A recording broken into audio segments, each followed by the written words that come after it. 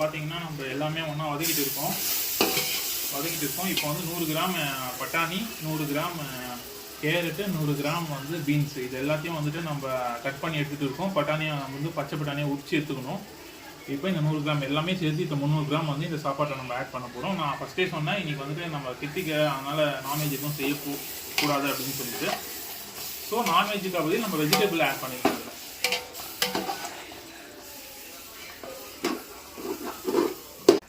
வதங்கிடுச்சுங்களாங்க? இன்னும் கொஞ்ச நாள் நல்லா, ஏன்னா வெஜிடபிள் ஆட் பண்ணியிருக்கோம்ல, அதனால நல்லா கொஞ்ச நாள் மசாலா கொதிக்க விடணும். Okay okay. டீயாத கொதிக்க வேணும். டீ டேஸ்ட் போயிடும். சாப்பிட ஒரு மாதிரி கசக்கிற மாதிரி இருக்கும், கசப்பாக இருக்கும், சிறுங்கசப்பா. அதனால மசாலா நல்லா வேக வைக்கணும். ஸோ நம்ம மசாலா நல்லா கொதிச்சிச்சு. இப்போ வந்து நம்ம என்ன பண்ண போகிறோம், மேலாக வந்துட்டு இப்படி நல்லா கலக்கிட்டு, ஒரு பாஸ்மதி ரைஸ் வந்துட்டு நீங்கள், அதாவது நம்ம இப்போ வந்து தம் பிரியாணி செய்யல, ஒன்றா தான் கொட்டி கலக்க போகிறோம்.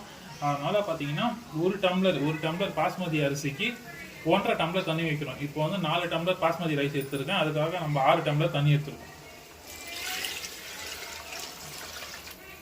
தண்ணி கொதிக்கணுமாங்க? இப்போ தான் நான் ஊற்றணும், அதுக்குள்ளே எப்படி கொதிச்சிடும் பார்த்தா.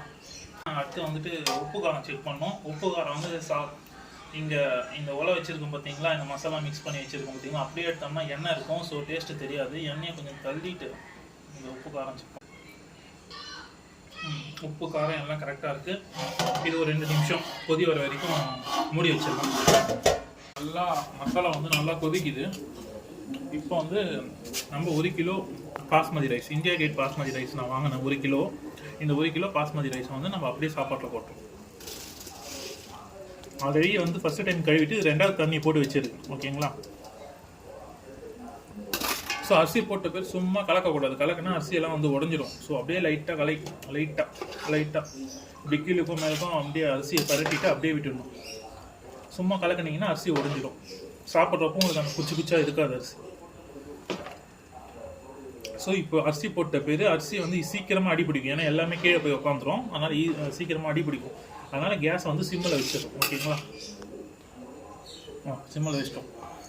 இப்போ வந்து இது அப்படியே மூடி விட்டுருலாம் கொஞ்ச நேரம். இந்த பதத்துக்கு வந்ததுமே திரும்பி மூடி போட்டு ரொம்ப சிம்மில் வச்சிருக்கோம். தண்ணி ஃபுல்லாக இழுத்துச்சு. கொஞ்சோண்டு தண்ணி இங்கே பாருங்கள், கரண்டி விட்டா கொஞ்சோண்டு தண்ணி இப்படி வந்து பார்த்தீங்கன்னா, கரண்டி இப்படி மேலே வச்சா கொஞ்சோண்டு தண்ணி இருக்கிறப்போ நம்ம டம் போட போகிறோம். மூடிட்டேன்.